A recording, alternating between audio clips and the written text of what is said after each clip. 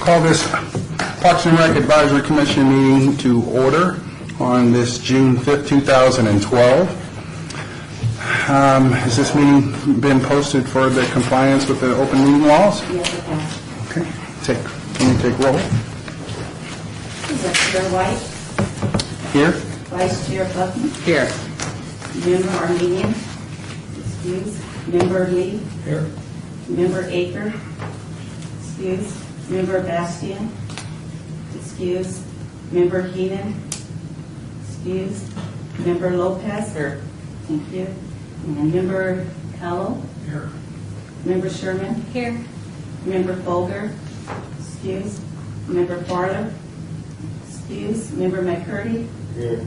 Member Teal, and Member Thomason. Here. Thank you. All right, thank you. We'll move into item number 3. Public comments during the portion of the agenda must be limited to matters on the agenda for action. If you wish to be heard, give your name for the record. The amount of the discussion as well as the amount of time any single speaker is allowed may be limited. Is there anyone here for the public comment portion of this meeting? Hearing none, we'll move on to number 4, possible action to approve final minutes for reference of the regular meeting of May 1st, 2012. Has everyone? I have a question about the minutes. Okay. Under item number 6, at the very bottom of the page, it says in response to Commissioner Sherman's comments about requiring a public hearing, Commissioner McCurdy commented that when he surveyed the community, only Gene Collins was opposed. Should we be listing the name of a private citizen, or is that considered hearsay?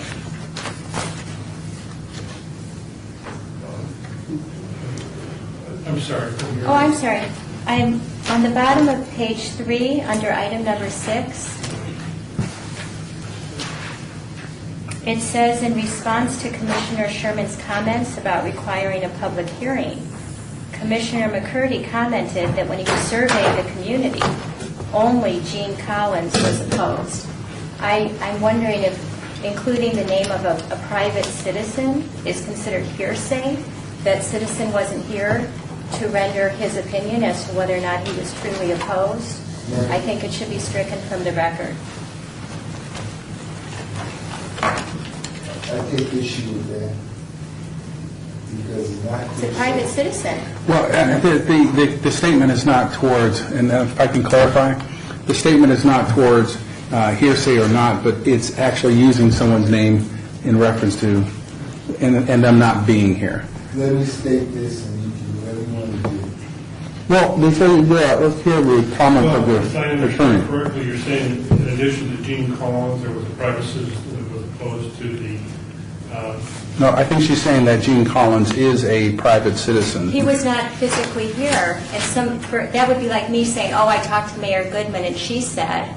I just don't think his name should be in the minutes. It should be that McCurdy surveyed the area and a private citizen was opposed. But I don't think it's fair to name somebody who did not put anything in writing or was not verbally present. well, I take it that Commissioner McCurdy referenced Gene Collins as a private citizen that was opposed.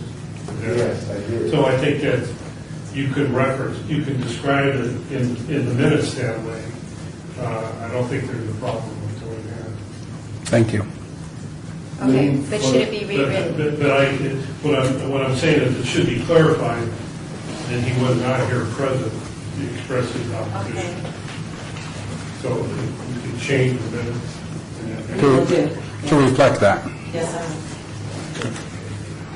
Thank you. Mr. Chair, Yes, Commissioner. for the record, I was contacted by Mr. Collins, and Mr. Collins did tell me specifically he was in opposition until I explained the situation.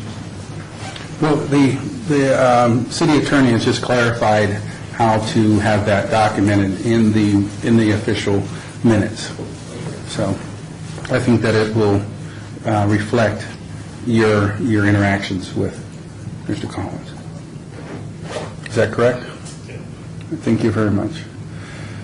And thank you for bringing that to our attention. Going back now to the possible action for approval for the final minutes for reference to regular meeting of May 1st, 2012. Are there any other questions and/or statements? Mr. Chairman, I'd like to make a move that we accept the minutes as read with the necessary correction.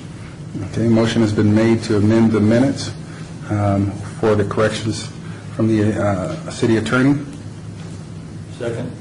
Motion has been made and seconded. All in favor? Aye. All opposed? Ayes have it. Abeyance item reporting regarding detention and enforcement on issues at the city facilities and parks, all wards. Abeyance item reporting Parks and Recreation Administrative Project, all wards. Abeyance item reporting for possible action regarding revised park rules, all wards.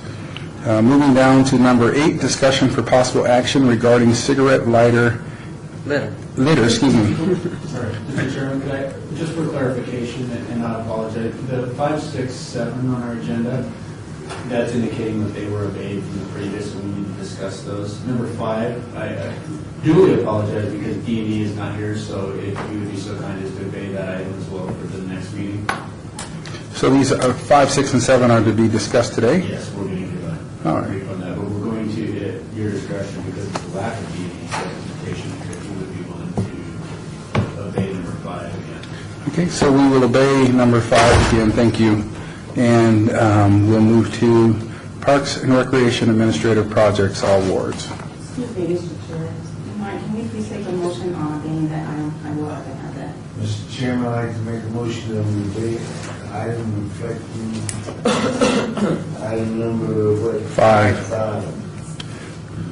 Motion, any discussion? Support.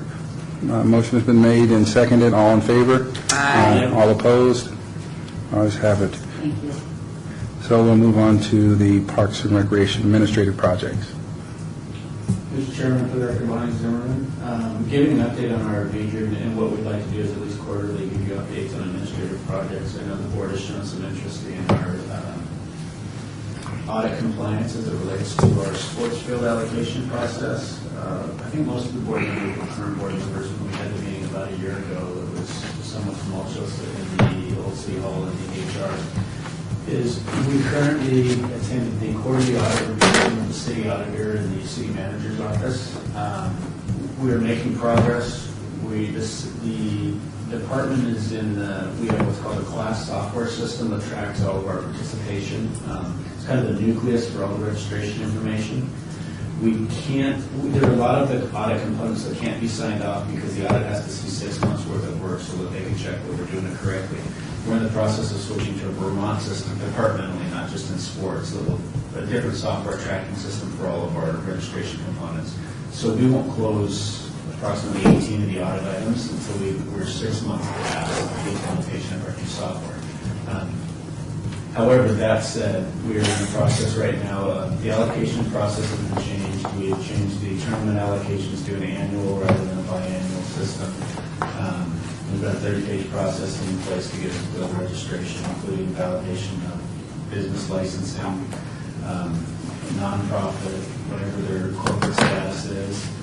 We're implementing the new process, and the next field allocation will be in June, August for the fall allocations. That will be the new model, so to speak, that the auditors will be checking and validating in order to close our audit items. The majority of the community is kind of acquiescing and softening in their opposition to what we're doing. The one outstanding item on the audit that we get to tackle and ultimately are being very upfront not tackling is the concession stands. One of the 18 things called out in the items was how we fairly and equitably distribute our concessionaires, both the stands and the vending. We just haven't, there's a lot of past history and political history with concessions and desires by the council, so we chose to tackle the field allocation, which is the 300-pound gorilla in the room, and we'll be addressing the 200-pound gorilla in the room, which is concession stands this fall. And yeah, I know a lot of folks have some history of recommending. Are there any questions? It's such a big project, but I'd be glad to answer any specific questions on the sports audit. Any questions on that? I know that some of the commissioners do play in leagues, indoor sports leagues, so are there any concerns by any leagues that we participate in as citizens? Lonnie, could you just restate again about not the annual tournament allocations, but the next one, just the routine, every... In the Yeah. past, and I'll try and provide, it's common language to us, but I'll try and provide, we've always allocated both for tournaments and for league play twice a year, Right. in January and August. To be fair to our tournament organizers, if you were downtown soccer, which is our biggest soccer tournament, you would be allocated your fields for your October tournament in August. The old process is we could have a gentleman's agreement that obviously you'll get the fields in October, but you won't find out exclusively until August. The audit found that that's too subjective. We can't do business in that way. And it's actually a good thing for our tournament organizers because if you're very good tournament organizer, if you're going to have a tournament of any size scale, 50 teams or larger, you probably need a year to advertise it and the other logistics, not just the field. So what we're doing is we're allocating, in tournaments will be annual, and if you stay in good standing with us, you've already had a tournament, you're in good standing, you paid your bills, you conducted yourself appropriately, you're guaranteed to have that tournament again on the same weekend, the same date. The one thing that I failed to mention, but I think was important, is we have a balance and we don't have a simple answer to. Should we be in the business of tournament play that has huge economic impact to the valley, or should we be in the business of serving our citizens and our youth first? I think you can make a philosophical argument both ways, and I believe through my conversation with the council that we all struggle with this. What we've done in soccer, we've had a moratorium ever since Betty Wilson opened 15 years ago of 13 soccer tournaments. That way there's a balance between the 26-week soccer schedule that half of them are tournament weekends and half of them are league weekends. For those of us with kids in soccer, who play a month their league games on Saturdays as opposed to Wednesday night at 9 o'clock. Because we know this is a brand new system and we don't want to add any more complexity, what we're doing is not taking new tournament requests this year. All the existing tournaments have, for lack of a better word, been grandfathered in, regardless of whether you've been non-profit or for-profit or your history or how you came to acquire the field use. If you're in good standing and paid your bills, you have that weekend, will continue to have in perpetuity, so you can continue playing going down the road.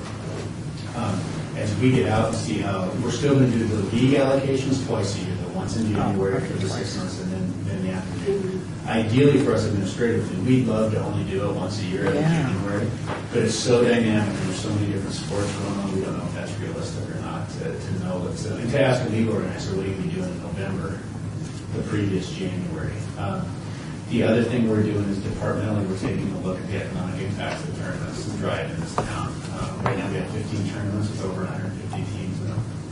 That's a lot of economic impact. And sooner or later we're going to get to that. We're going to have to create some kind of measurement system that says, how do we add new tournaments? Is it about local? Is it about the economic impact of the valley? What's in the best interest of the entire enterprise? But that's where we are with both tournament and balancing league play. Okay, so you said that twice a year they have to provide you the license and the insurance and all of that when they sign the paperwork, right? Well, depending on their nature of business, if you're a tournament organizer, it'd be once a year. No, a league. Yeah, okay, very good. If they want, now there's some leagues that only operate in one season, and football league's a good example of Right. football leagues, so theirs would be annually, but the majority of our operators have permits that carry over both of our seasons, so they would have to. Commissioner? I like to say, somewhere along the line, I guess revenues going to have to be generated from all local governments evidently. So I'm thinking that maybe it is in the best interest of the city. I know we as taxpayers need to have opportunity to participate in the fields and participate in, the activities. But also, I think in order to keep the city moving on other mobility, I think you have to really look at, say the cost factor of bringing more sports things to the area, at least until they get through these new two vineyards that they're trying to build in the valley. So I think you guys do a great job, balance ratio between the citizenry and private. The meetings you're talking about where you're discussing the field allocations, is that open to public or is that just a meeting for you guys? Well, we've had two, just for clarity, we've had, I think it was 7 focus groups where we tried to round up everybody with a vested interest to have. The actual field allocation meetings are typically represented by the user groups, but they're open to the public. It's always held at the West Yard in the field operations break room, which is a room big enough to accommodate, but they're held to it's open to the public. And you're more than happy to attend as a commissioner of the Parks and Rec Commission and let everybody know that? I did. I'm just I did interested the in, last as one. a representation from our softball league. I mean, we're very vested in the girls that play in our league, and No, I mean, I say that with a smile because sometimes they really appreciate you being there. Well, and if I could, I think this is an important thing because I'll get knocks on my door because what is my neighbor's children might play in a softball league and what is communicated by the league representatives as to what the city's doing. Typically in pricing, and it goes something like this, the city's charging us $500 per field hour. And if that's a bad thing, then somebody will come and ask the city representative. I think it's a good thing for parents and coaches and other representatives of the league because the city in no way, everybody knows when we're doing a price increase. And right now, the field use is $3 per hour for league game, and then 15 or 30 respectively for profit and non-profit in a tournament, plus 15% of your registration. It's not unusual for me to get a phone call that says, why are you charging $1,000 a team to play in a tournament? The truth is, I'm not. The tournament organizer is. And it was lost in communication, or it was directly told to them, the city's charging us $1,000 an hour. And unless you're charging $10,000 a team to play, we don't charge $1,000 an hour. So, to your question, Commissioner, is I think it's important for everybody to be on the same page because I think what the city's often made out to be the people that are driving the prices. And if you look at our prices both locally and nationally, we're way under market value of what we charge for a field. So it's somewhat concerning when the word's getting out there that it's the city that's... when you're made to be the bad guy. So where would I find the meeting times? Well, Jim, I don't think we've posted when it is. It's going to be we're trying to get it done in August. And I know it's the first part, but what I'll do is when we notice everybody, I'll notice the Park and Rec Board, so not just you as a single commissioner, but all the commissioners know when it is and what's going on. Thank you. Commissioner Gallo? Mr. Zimmerman, you had a lot of information there. On the soccer tournaments that you're addressing, is that youth and adult? Yes. Okay. About how many right now currently are those in numbers during the course of the year? You talking team participation or how many tournaments we have? How many tournaments? We've sanctioned youth soccer to 13, so they can't turn every weekend into a tournament weekend and bring all state kids. And this is a swag. We probably have somewhere around 5 adult tournaments, and the adult tournaments are typically 25 to 30 teams, where the youth tournaments are anywhere between 150 and 350 teams. So a youth tournament is definitely a different beast than an adult tournament. But we have more growth on youth tournaments of 13, and they're typically very large tournaments, 200 teams. Thank you. And on the general schedule, as you know it exists today, your biggest tournaments, how many teams would come from out of state or out of county and out of state? Well, I think the biggest one, and this is a little bit of an exception, so it shouldn't define the mean, so to speak, but it's the Mayor's Cup. And of the 356 teams, there's probably 250 from out of state, and there's probably another 30 that are international, and not just Mexico and Canada international. They're Russia. Close to 300 approximately? Mm-hmm. Good, thank you. Commissioner, did you? McCurdy? I'd like to ask a question that's really kind of giving concession stands. The city of Las Vegas, if I remember correctly, owns the concession stands that's on the ground. But the other question, part of it, I want to know, what is the rule and regulation in reference to mobile vendors coming to the parks where there's concession stands? Let me answer that in 2 parts, if I might. The first is, I'm probably going to be wrong when I say this. I think every concession stand now constructed has been constructed by the city of Las Vegas. In the past, we had some that have been constructed by a league. The issue that's challenging us pursuant to the audit is we have concession stands at good example. Doc Romeo Park, the Western Liberty might use. In their history of using Doc Romeo, they've made some capital improvements to the concession stand itself, i.e. an oven, a $1,500 oven, or a $2,000 ice machine.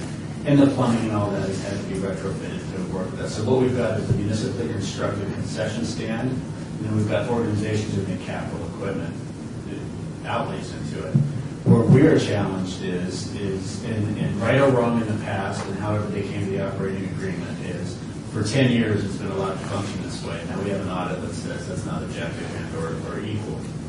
And because we have no written agreement, because we didn't know any better or think forward 10 or 15 years ago, how do you all of a sudden reallocate that and say, thanks for the upgrade, Western Little League, and now we're going to let Macaulay use it on weekends too. So we're trying to balance that and define how we're going to move through that. It's one of the reasons because it's a pretty complex issue, but we haven't tried to tackle that at the same time we're tackling field allocation, which is twice as complex.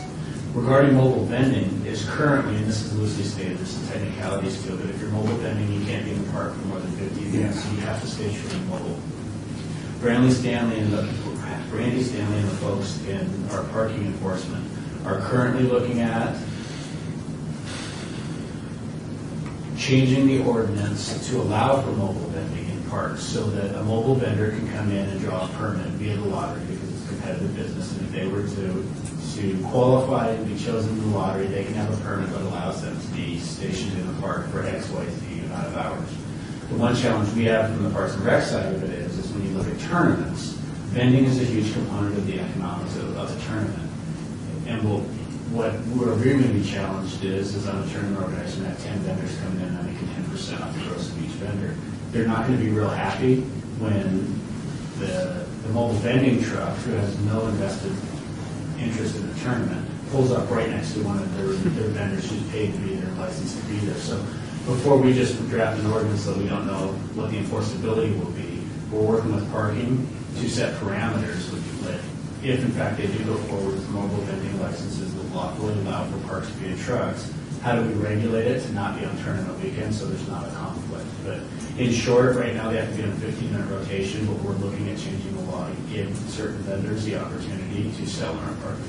Okay, if you give certain vendors, so explain to me the lottery system, because I'm going to ask another question, the city attorney, but I'm now trying to figure out something in my mind. Say if I got a mobile vending truck, I own 6 or 7 different mobile vending operations in different names. They all come back to me. So each one of my particular companies is in this lottery. And the lottery could select, one of my companies. So what I'm trying to figure out in my mind, how can you... Well, I'm probably not qualified to answer that question because the lottery would have to, when it comes, you'd have to be a qualified food vendor, whatever that means in business licensing from a standpoint. And then it would go through purchasing and contracts. So however they're soliciting for, they would regulate whether if you're a business that has 15 subsidiaries or you run business for all your 15 subsidiaries, but somewhere within the purchasing and contracts, they would identify who and how. And then, of course, it would be on that respective company to represent themselves appropriately. But once this is set, Parks and Rec, from this perspective, is just consulting about possible conflicts and concerns that could happen in the park. But it would be, what's Brandy's true department? Parking enforcement and parking lot management. She's in EOD right now. Or economic and urban development. They're looking at creating the vending license for the food vendors and then purchasing contracts that actually put it out on the street and how the lottery system would work out. All right, thank you. Are there any other questions for the Parks and Recreation administrative projects? Do we need a motion to accept? Do we need a motion to accept the report? Mr. Chairman, I make a motion to accept the report. I second it. Motion has been made and seconded. All in favor? Aye. All opposed? Ayes have it. Moving to the action regarding revised park rules, a report on the action and possible action, excuse me. Hi, I'm Kelly Schwartz, Senior Management Analyst for Parks and Rec. What I'm passing out to everybody is the latest revision. We were hoping to have it to you when you received your agenda, but it's a continuing work in progress, and we have continued to add things up until 2 days ago. So what we'd like you to do, just take a look at it, review it. We, I believe you guys are dark in July, correct? Yes. So we will, if you want to send any comments, you can send them directly to me, you can send them to Lonnie, but we'd like you just to take a little bit of time to review them, because what I will tell you, in the past, if there's been any changes or new rules added, it's supposed to be approved by the commission. Because this is a complete revision of the ordinance, it's no longer, it doesn't have to be approved by the commission. It just goes to council, they approve it, but we'd like your feedback. We don't want to completely eliminate the commission from having any comments whatsoever. And what I'll tell you, one thing that came up, which I think you'll be pleased, if you look at page 3, number 9, it says no smoking of tobacco in any form. So that's a new prohibition that we are going to attempt to put before council. Can't guarantee that it's going to work, but we're going to try it. So that would be a new park rule, that you can't smoke in any park. I've done a little research. Actually, Central Park, you can't smoke in Central Park in New York City. You can't smoke in several parks in Arizona. You can't smoke in several parks in California. So it's not unheard of. It just depends on what our council feels is the best for the public. So we thought we would try it. But like I said, we would just appreciate if you guys, whether this is over the next month, you get something back to us. We would just kind of appreciate that it would be back maybe before the next meeting, so we can at least put it on August to discuss again. Mr. Chairman? Oh, go ahead. Oh, thank you. I just have a question. Without just getting it just kind of fresh again, but from my recall from the last time that we had this on the agenda, I have a question in regards to definitions of parks and recreation facilities and so forth. Yes. Will these apply to the cultural arts centers? For example, like... Actually, what you'll see, this is mainly going to apply to parks, plazas, trails, and trailheads.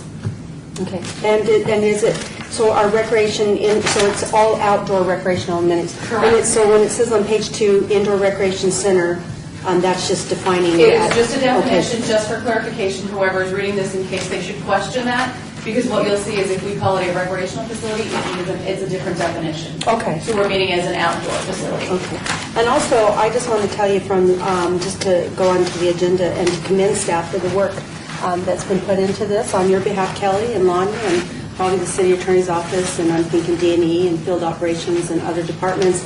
I think it's a really good idea and very timely that the parks ordinances be reviewed and to be clarified so that there can be good enforcement and then protection and safety of not only the assets in the facilities that are defined in here, but also from a public safety perspective as well. So I commend you for the work that's been done on it. And thank you for love for 4 years. and thank you for letting us contribute to the review and to give comments back. Thank you. What I will tell you, just to quick clarify as well, that just so you're aware, this is a rewrite, but it's mainly cleanup. The majority of the ordinance actually stays the same. It's just we made it more relevant because part of it was done in 1985, some of it was changed here and there. So this is a complete cleanup, and so most of it actually does stay the same. There's just a few items that we wanted to add. One thing, for example, in the last one, I believe it said wheeled toys. No one's really sure what wheeled toys meant, so that's why we wanted to do that. Mr. Chairman? On page 3, number 5, firearms, archery equipment, and other weapons of any kind unless otherwise permitted by state law or specifically approved under this chapter. So a CCW, person with a CCW permit, Yeah, I thought there was something. and we have open carry in the state. Guessing I may more. have to defer to the attorney's office on that one, about concealed weapons versus...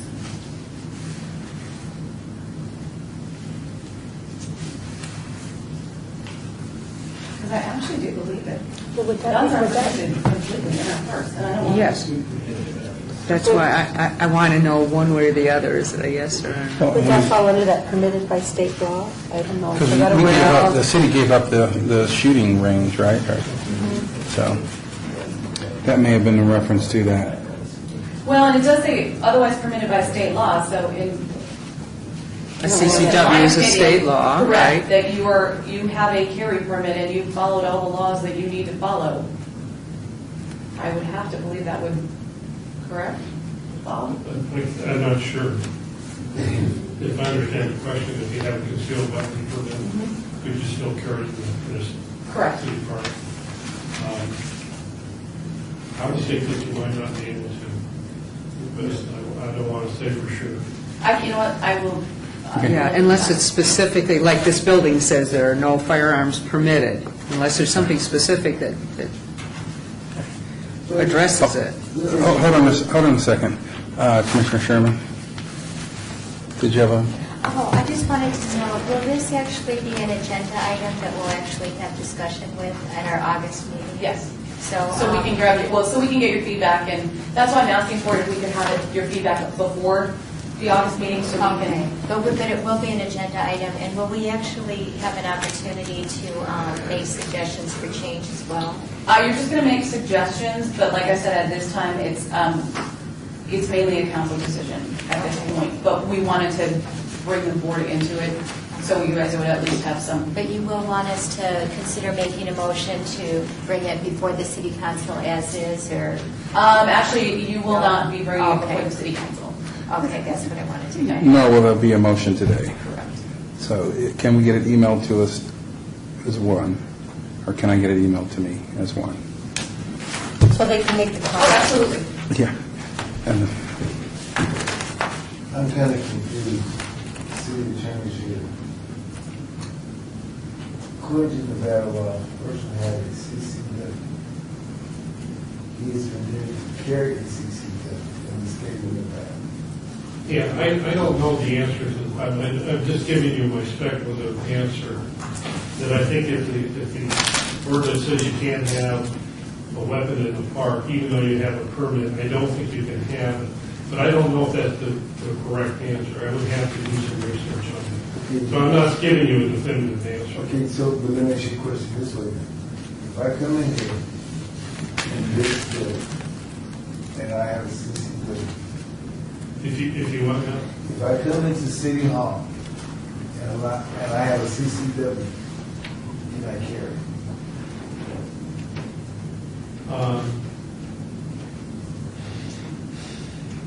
I don't think so, because I think there's a prohibition maybe in City Hall, but I don't know.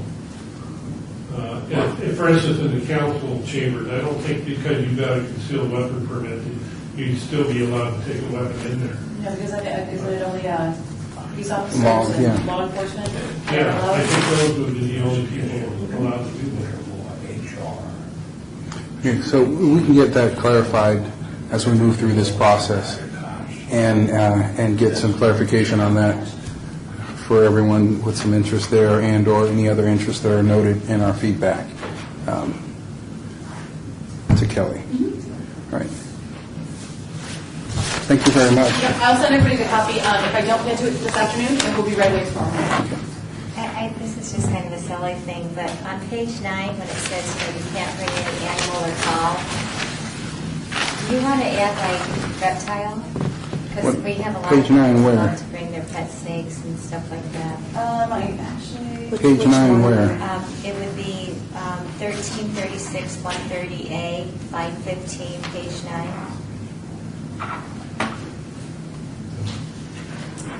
I think in general they were thinking animal might have been, but I will question reptile as well. Thank you. Sorry, I just don't It's like to true. see those boa constrictors, you know? I will say the old ordinance listed just anything and everything you could ever think of. Oh. Yeah. And Kelly, question for Kelly. We can view the current ordinance through the municipal code directly online in the city's Online. website. Okay, if anyone wanted to cross-reference And if I'm the smart current enough, I will code. try to send you a link to that. Okay, thank you. Okay? I have faith in you Do your thing. and the other 10 people in the room. Okay. Very nice job. 9 people in the room. Okay, thank you very much. If there are no other questions, we're not going to be... Chair White? We accept the report. We do need a motion to accept the report. So moved. I can't make the motion. Yep. Make a motion to accept the report. Motion has been made. I'll second it. Motion has been made and seconded. All in favor? Aye. All opposed? Ayes have it. Moving to number 8, discussion for possible action regarding cigarette litter in city parks. Mr.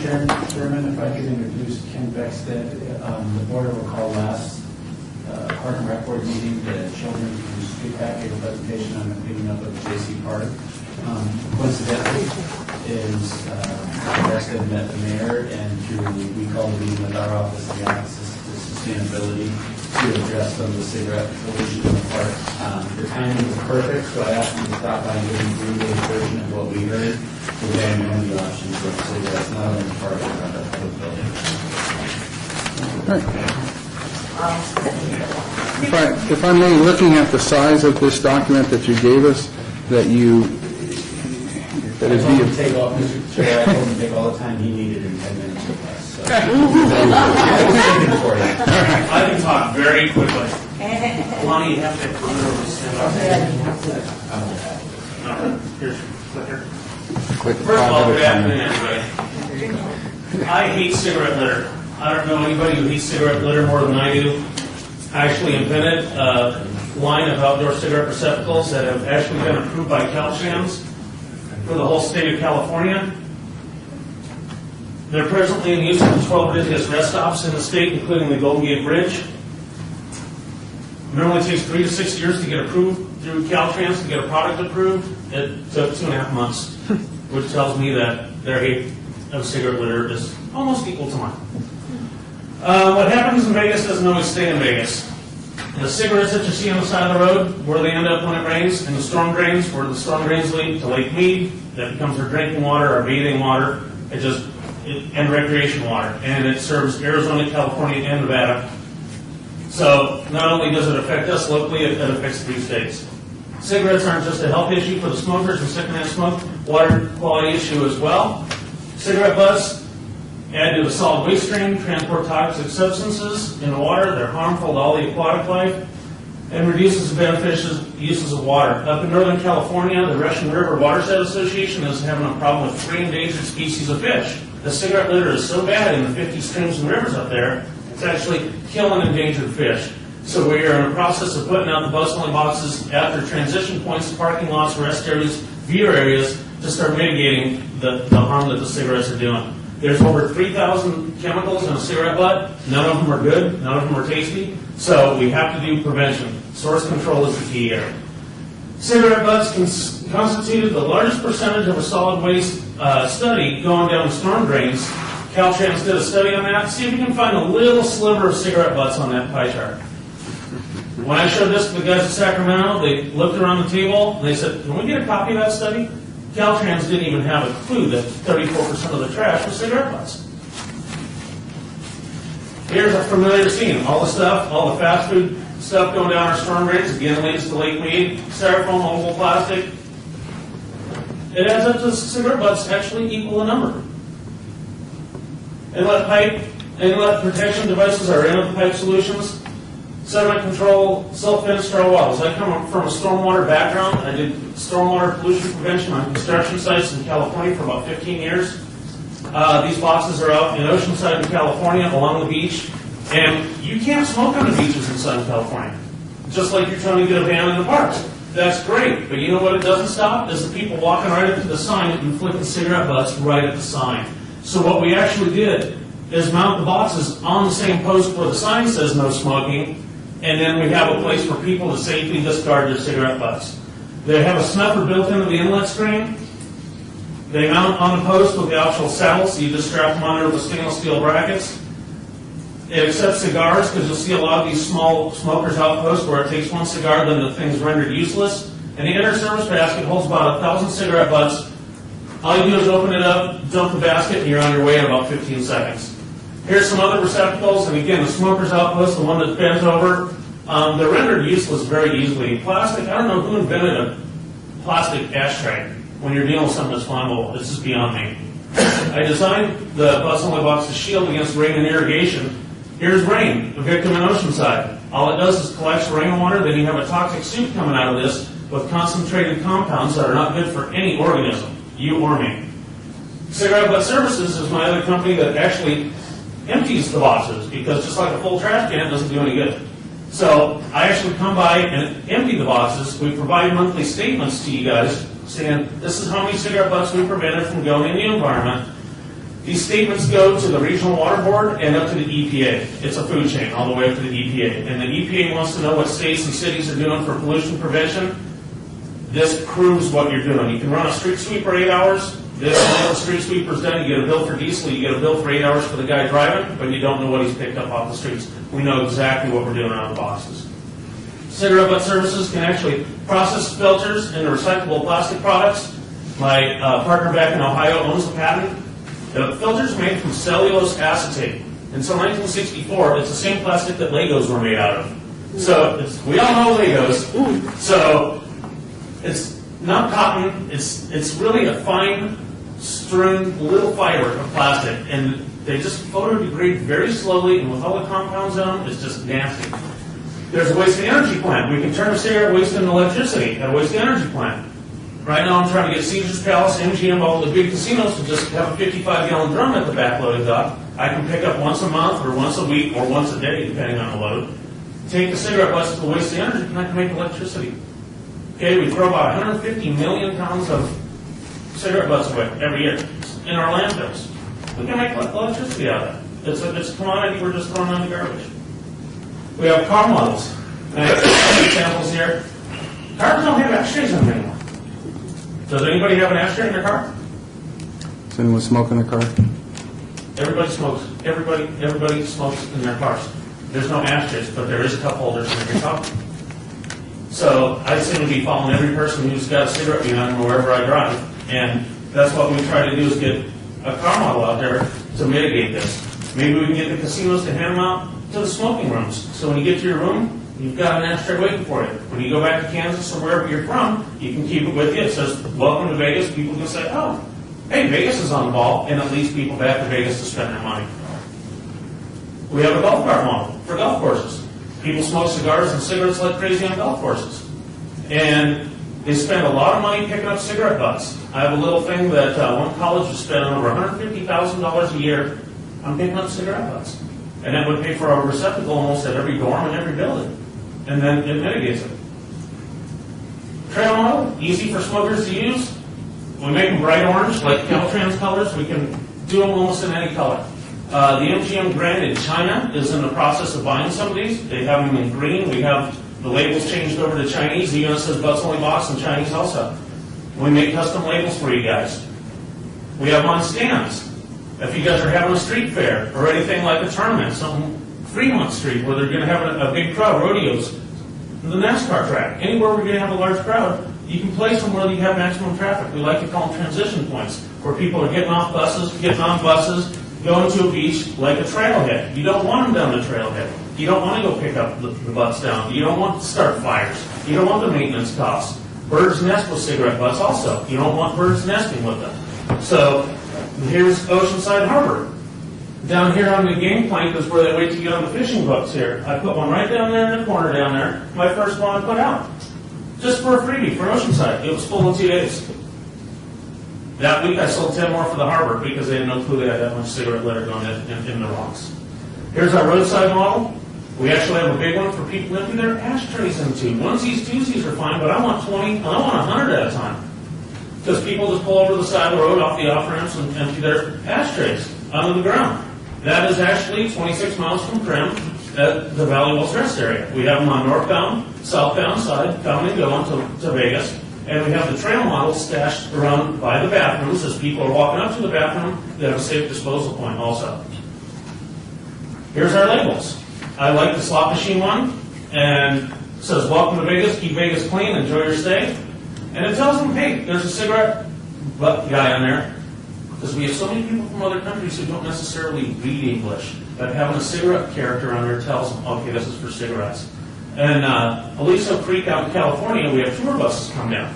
80 people get out of the bus, there's one person who speaks English as the interpreter for the whole bus. Everybody else is flicking. They literally go through the whole bathroom cycle, but their cigarette's still in their mouth. And then they come up and make a pile getting back on the bus. So that's why we put the cigarette butt character on all the receptacles, so we have a multi-language sort of buffer. How's that? Did I make my 10 minutes? Questions? No, I was just, regardless of whether you did or you didn't, you great timing. Thank you. Questions, anybody? Yes, yes. Okay. Mr. Chairman, thank you. David Lopez. Have you thought about bringing this to the university, like at UNLV? Maybe asking them, because we got a huge cigarette butt problem over there, and it looks pretty bad, and I thought that'd be a good idea. You know what? I've talked to one of the maintenance guys, and he says they're trying to outlaw smoking there. But the thing is, as you're trying it, how many cigarette butts are going into the environment still? And I have talked to a maintenance guy there. I need to get somebody on a committee or somebody. If you have any contacts, email them to me. I'd be glad to contact them. Commissioner McCurdy, or go ahead. I'm sorry. Well, first of all, I just want to congratulate you for taking the initiative and to do something like this. I think that deserves applause. But I also want to kind of clarify that I think city government, I'm not sure, I know state government, usually they have to put out a request for proposal. I mean, I don't know that this is something we can even recommend, don't we? Isn't it something that has to be identified as a need through? Well, I think clarity for the record is it's not, if we were to look at it and buy in above $10,000, but we're looking not knowing, I mean, I think we're all convinced cigarette butts are a problem. But we're looking through the Office of Sustainability, they have a certain amount of funding for sustainability. Just to put them in the choke points, particularly we got back to City Hall where all our smokers do, just to see if they fill up in a day like we anticipate they could, is to look forward.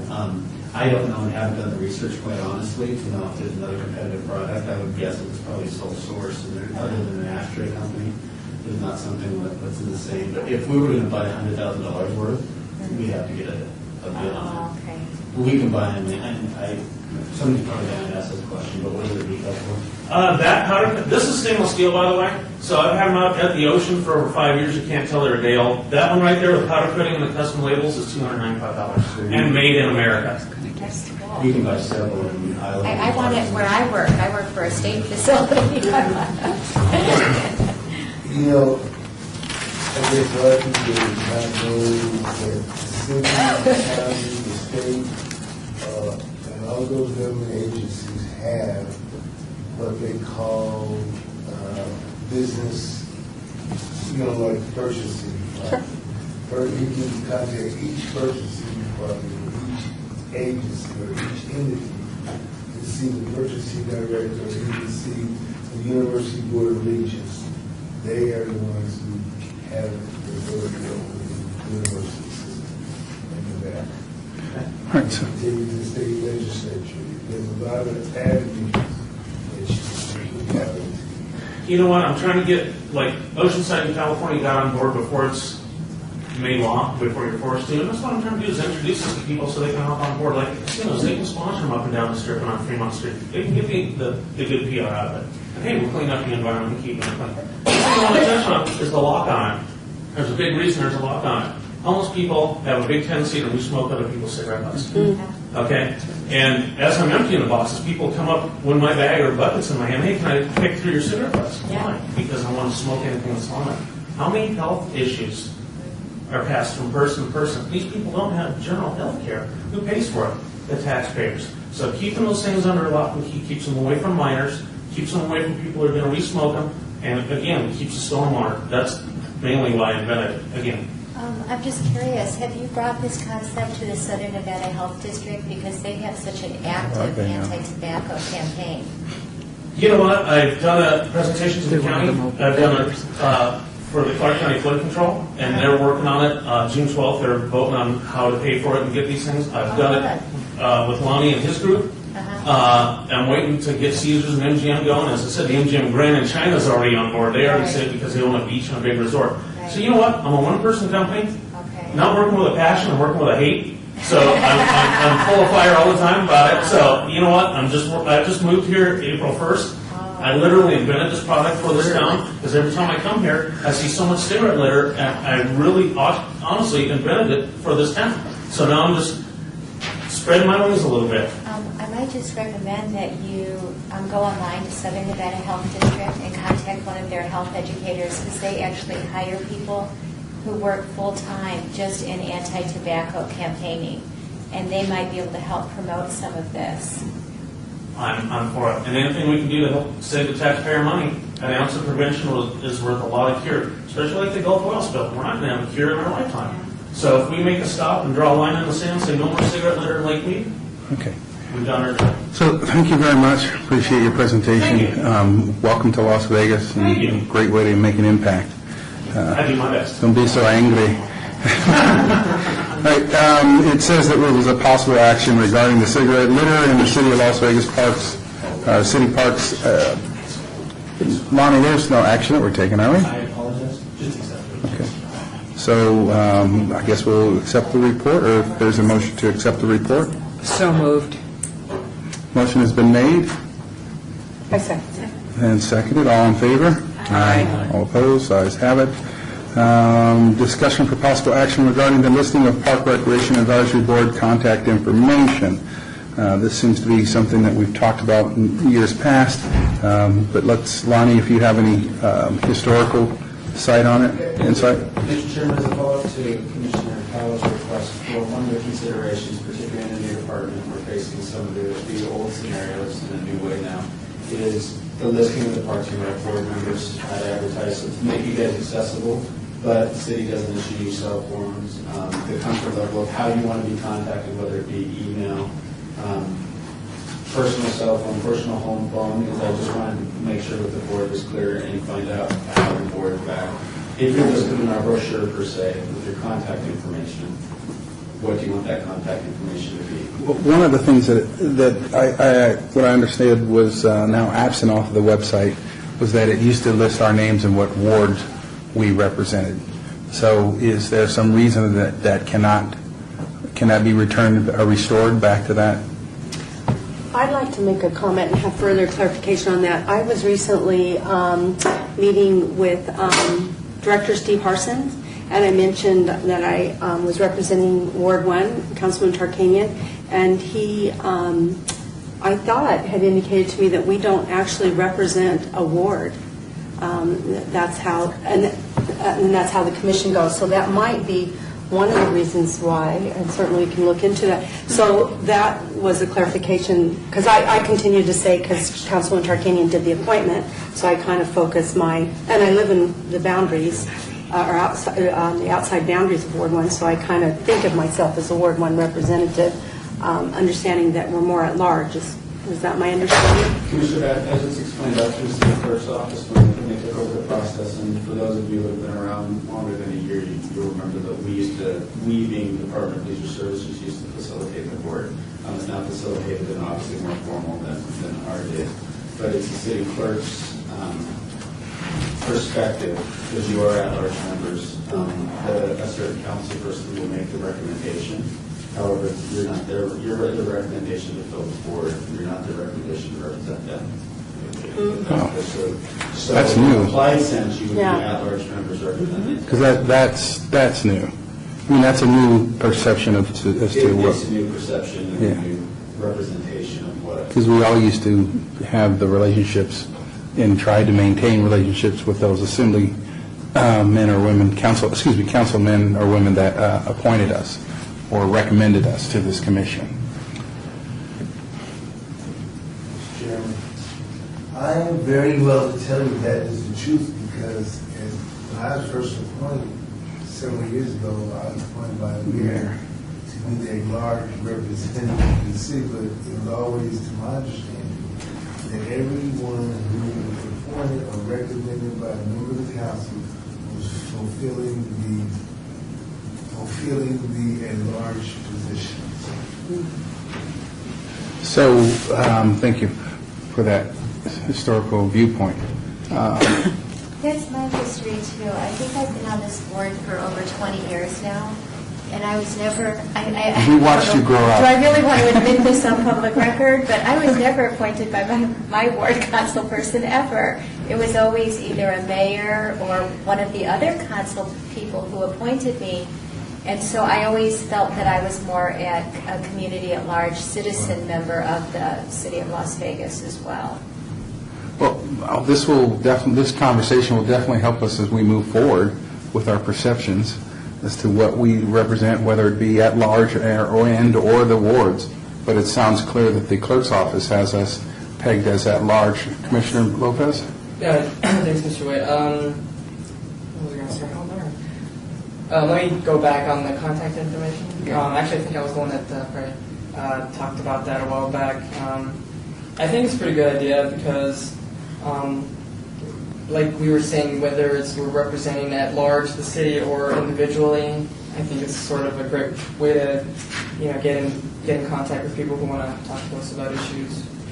I'm pretty big on talking to my neighbors and things, and I think it'd be an advantage to make it easier on them to find us. So maybe the discussion and the recognition is that we are large, and maybe the indication in the web, if the commission so decides, represents our wards, says what ward we're in.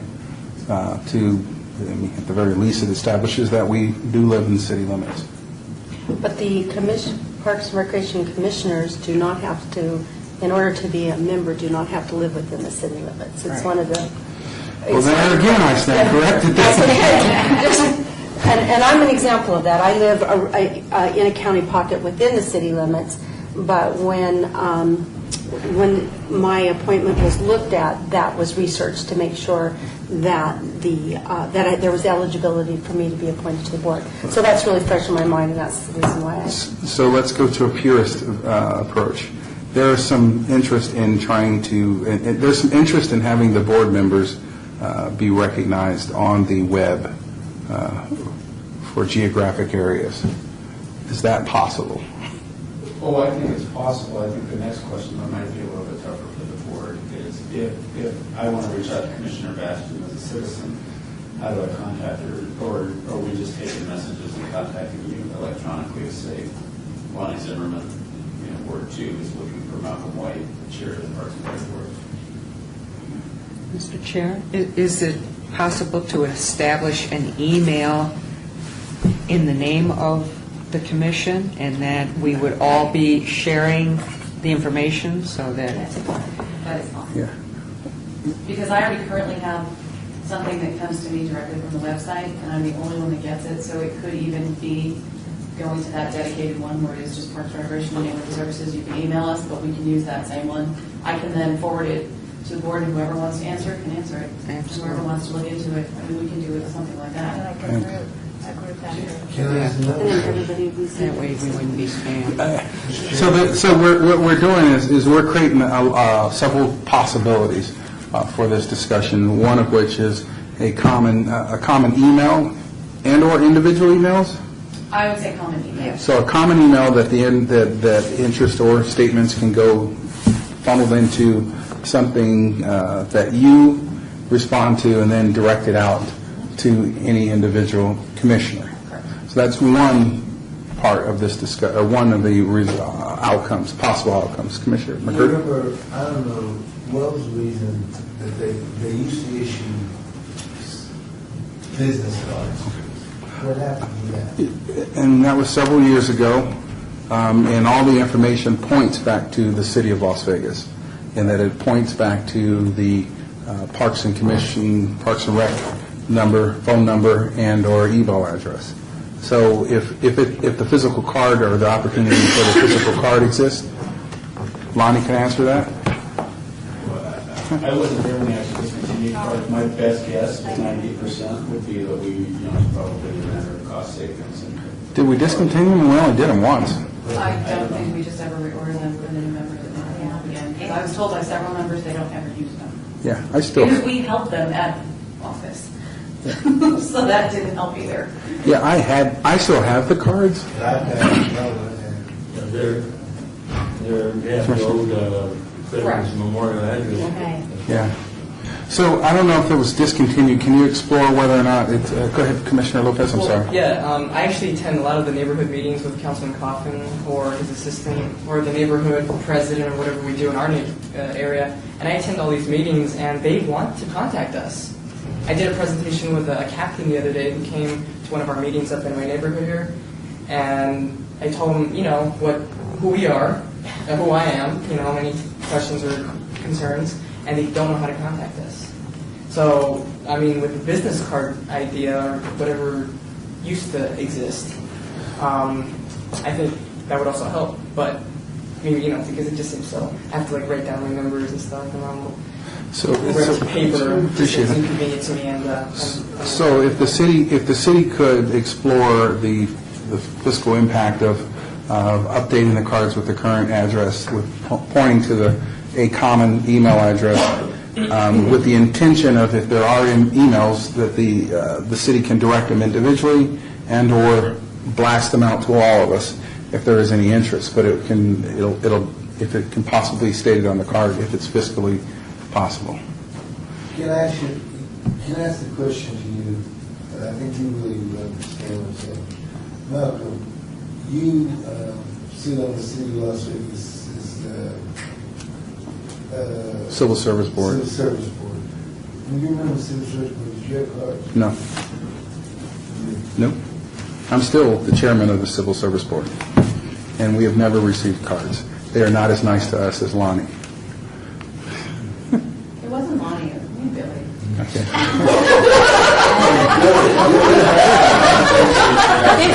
I can tell you why we discontinued them. One, it was part of the cost savings, and it was basically the feedback from the board members who said they weren't using them and we were storing them in the office. But more importantly, out of all of those was the fact, because anybody who wanted them could have them. One of the reasons why we hadn't reissued them is we were having the pending move with the potential of a new address, new telephone numbers. Before the department was merged with Neighborhood Services, there was a pending move to the building over on Rancho, and we were going to get a new address, and there was a question about what the address was going to be. So we kind of held that, and then, of course, I exited from the department and retired. So then I don't know what, if any, were there any discussions once. Yeah, so now it is Lonnie's fault. We passed the baton. Or Steve, we can blame Steve. So I still will not subscribe to discontinuing them. I just don't think that we reordered them. Yeah. So there's an opportunity to just reorder them, unless Lonnie is going to. Can I ask you another question as we talking about this? They used to issue City of Las Vegas ID cards. I just did it. We I still just have did them. it. You have to make an appointment. I gotta make an appointment? No, I just went into Human Services prior to this meeting. Oh, okay. This year's expired, correct? Yes. Do they expire? Appointments, so. They expire? Yeah. Expiration date, Mr. Chairman? Oh, okay. Well, it's But never the given, new one- the I don't new get one 5% discount on any meals or anything, so I just generally don't. Chair White, could you just have Mr. Beckman, because explain to us, because there was an HR representative that said just call and make an appointment. Maybe that's so that they make sure they're there, but I think Commissioner Lopez would like to get one, and so would myself, so tell us how you did it. existed. Yeah. Oh, well, So let's make it, Yeah. so let's make it, let's, The new one does not have an expiration date on it. 12, 8, So mine doesn't. basically, we go to HR, Right. and then tell them that you're a member of the commission, and then Right. they will give you a board member card. It doesn't have any key access or anything, right? No, nothing. There's no codes. It gives us no access to anything. It's just an ID. It just lets you know when you're in the building, somebody asks who you are, and you have their card. Yes. And it's nice It that did give us access to the human resource, those commission, or those conference rooms. It did give us access to that area. Or mine did. Not mine. Mine. Well, mine is for the, specifically for the Civil Service Board. That's because you have a key in yours. Yes. I can see that. Yeah, But mine- yours does not. No. Yeah. No. Yours is just a card. Right. So that's the difference. I didn't get a card, but I got a badge. Any other questions? So let's actually talk about this. From what I do understand then is we can go where? If you can, To Human resources on the first floor. As you walk in the building, it's on the left. And I just went up to the desk and I said, my card expired and I would like to get a new one. And she said, fine, and took me in the back. So for those commissioners who do not have cards, Took my picture. how do they, is there anything that the staff needs to send to Human Resource to let them know that maybe Commissioner Lopez is going to come down and...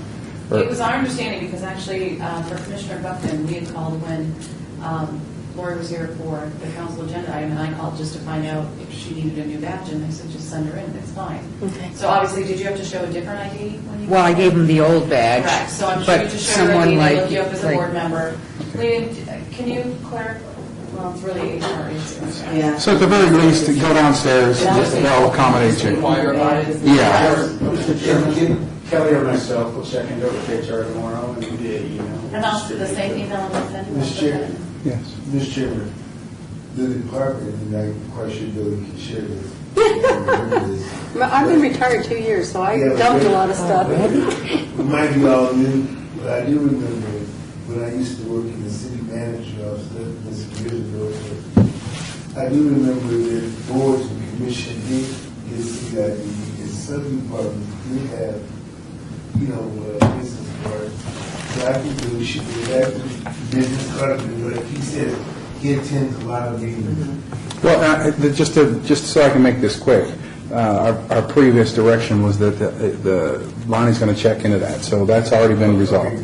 And then secondly, we've now determined that we all have the opportunity to walk to the first floor and get a badge. So those two things, I don't think we need to discuss any further. But Chair White, I think you brought up a good comment earlier in the discussion about how we want to be listed and referenced on the website. And I think that is important that we are placed there, at least in the homepage of the Parks and Recreation and Neighborhood Services Department. And there should be that contact information. I think that email is a really good idea. It says if you want to contact one of the commissioners. And we could make either a group discussion on whether we want to list our, how we want to be listed in addition to our names and our position. Do we want to have any telephone numbers, like you indicated, that maybe a telephone number would be helpful. But once you list it for one commissioner, it almost seems like we have to have some consensus so that it's so that it's standard on the page, and not everybody might want to have that kind of accessibility. So Can I think about that? yeah, because it's not a problem for me. For one, my I'm in the phone suggestion... book. Yeah, so am I. Me too. I would like at least some geographic representation that says geographically, we're not a ward, if not the ward, then some geographic area that you are...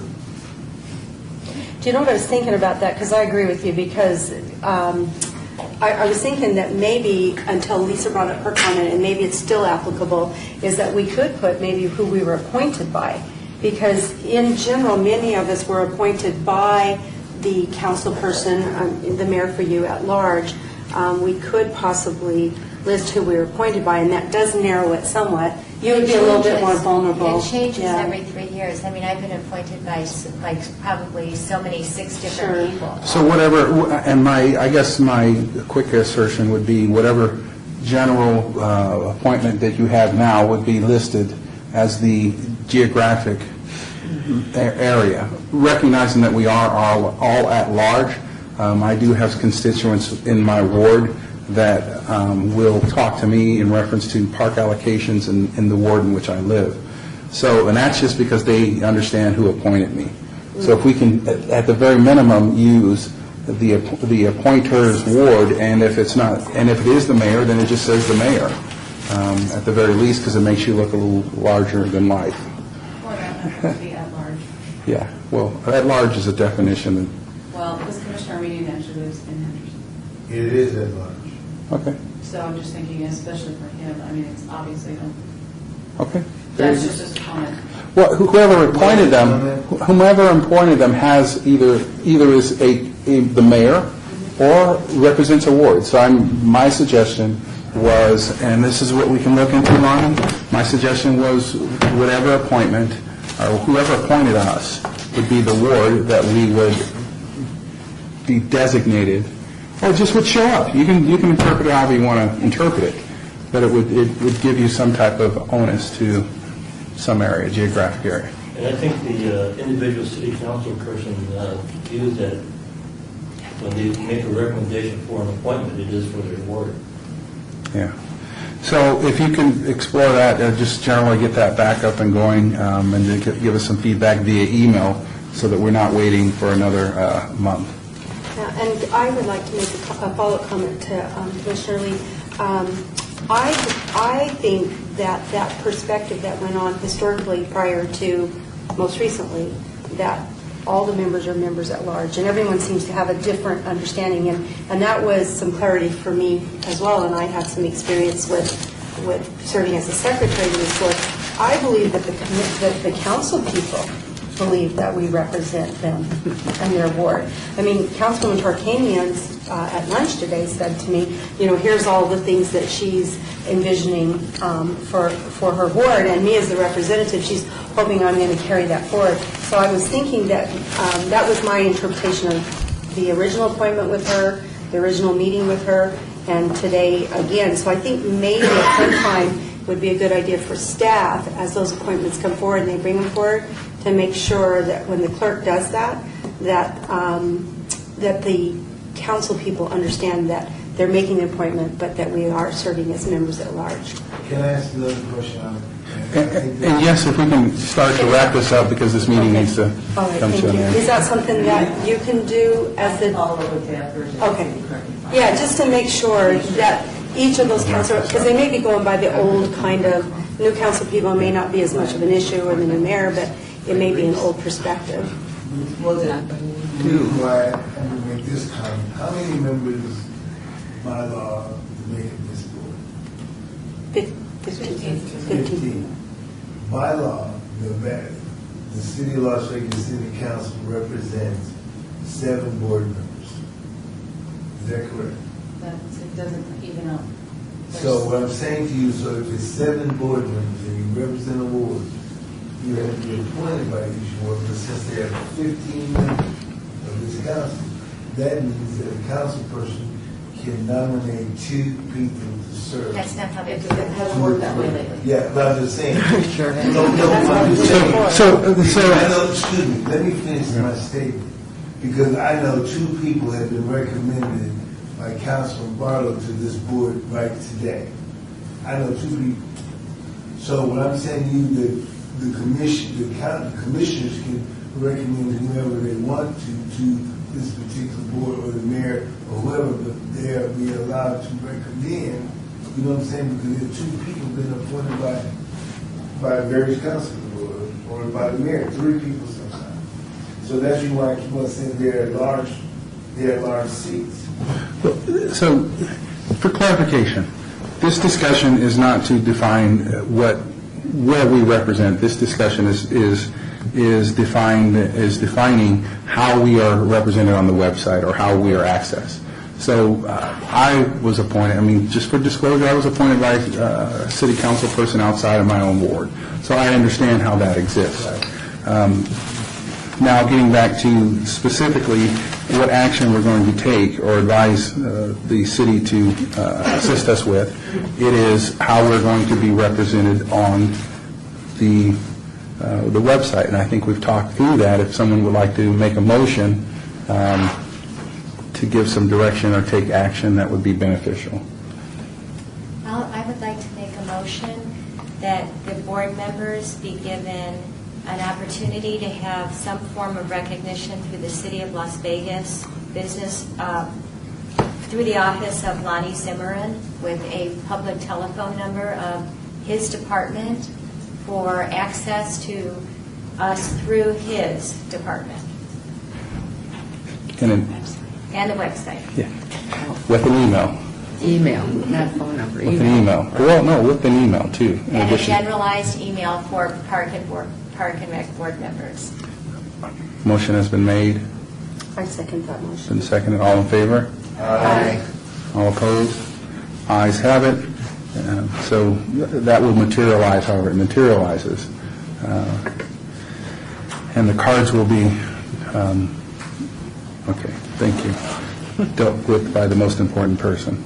Number 10, Excuse me. I couldn't hear the board members' motion. Would you repeat what was passed, please? Deputy Clerk.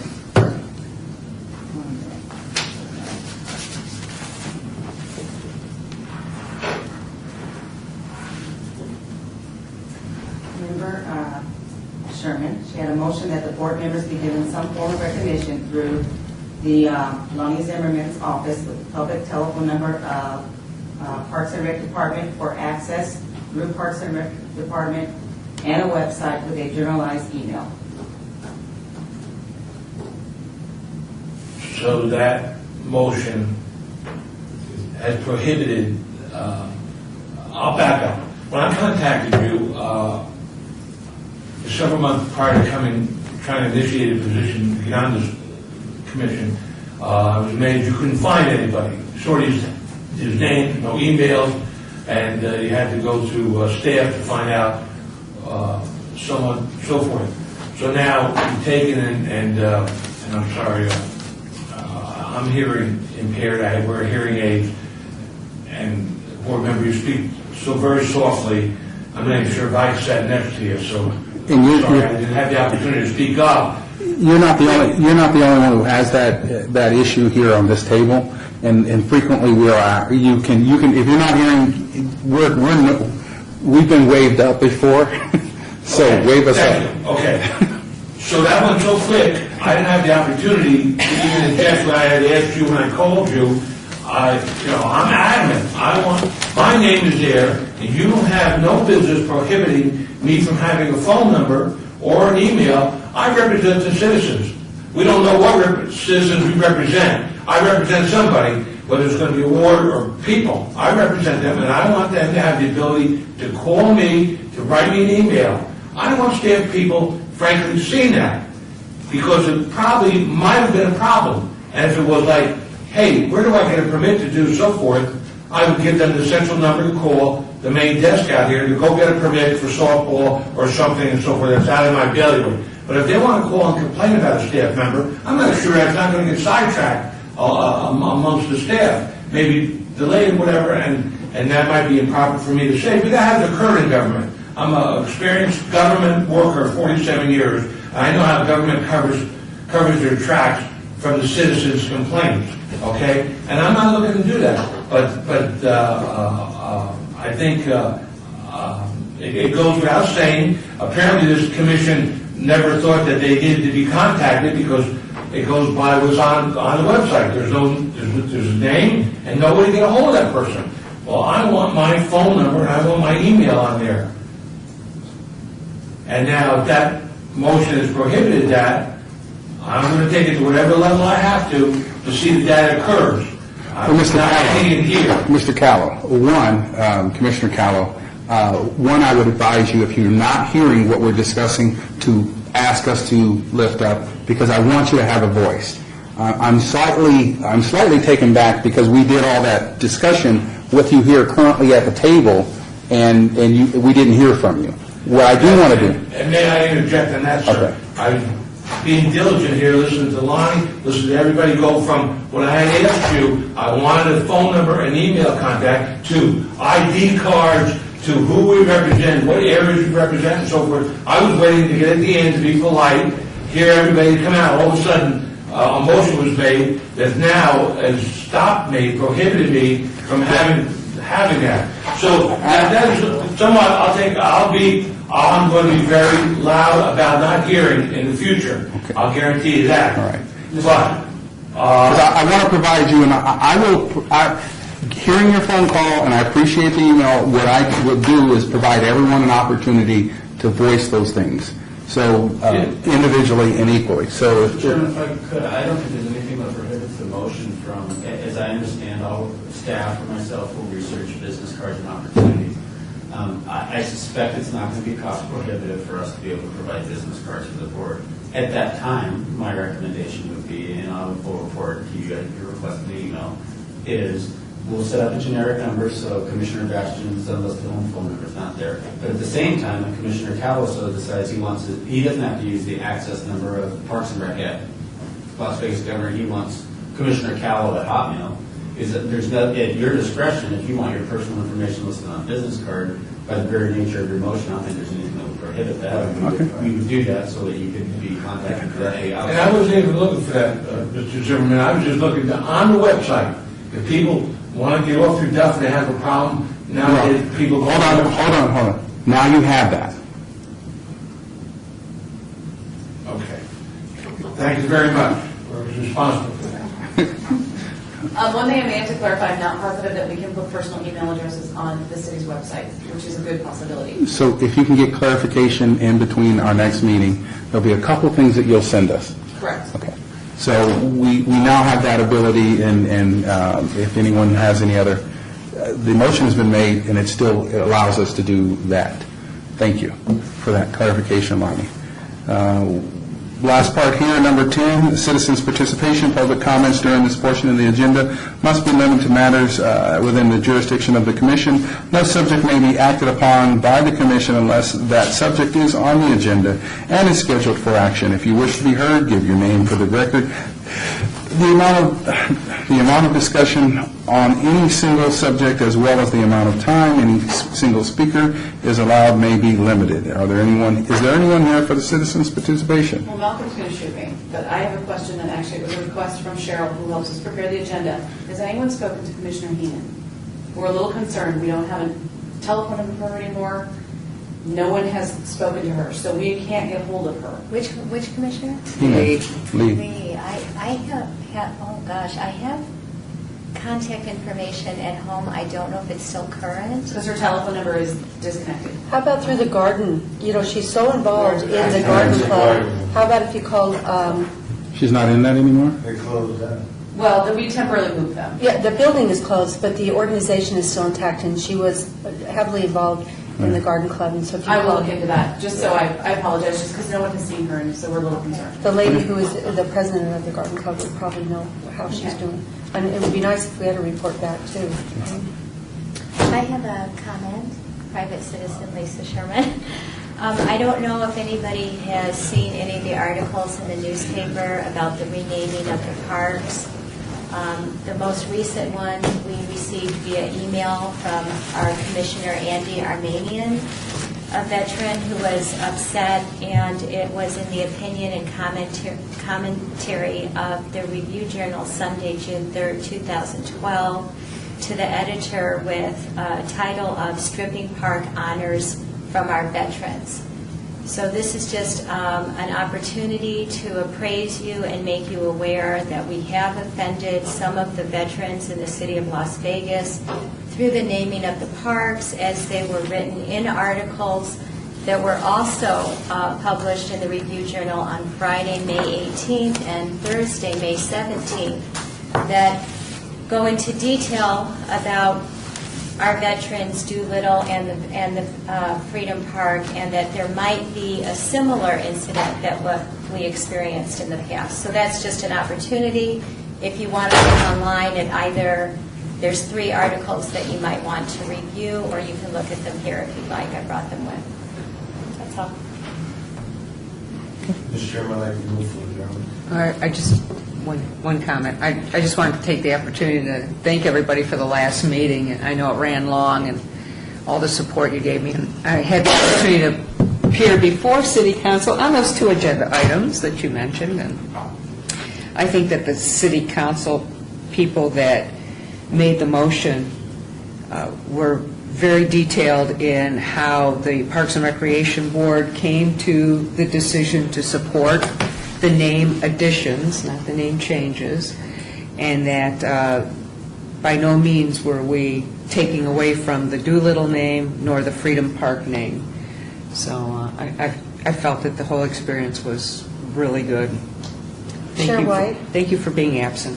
Before you did the motion to adjourn and before you gave your, I got to tell you, if you didn't have a chance to watch that council meeting, You did an outstanding job at representing this board and presenting those names. I think that having the backup information there as staff assist you that with having the park aerials and just how you framed the recommendation with the criteria that this board vetted out, I thought was admirable, and I really want to commend you for that myself. I thought you did an excellent job. Thank you. Great. Hearing no